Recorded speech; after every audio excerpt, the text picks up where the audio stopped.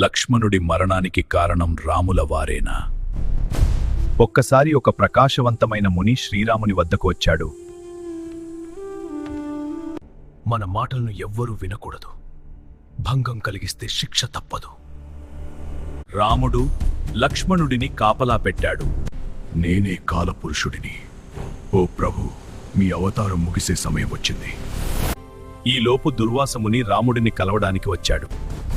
వెంటనే రాముడిని కలవాలి, లేదంటే మీ వంశాన్ని శపిస్తా, అయోధ్యని బూడిద చేస్తా.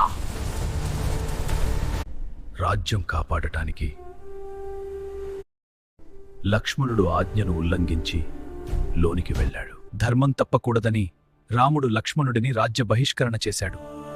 రాముడు లేని తన జీవితం వృధా అని ఆదిశేషుడిగా మారి తన జీవితం ముగించాడు. జై శ్రీరామ్ అని కామెంట్ చేసి రాముని తలవండి.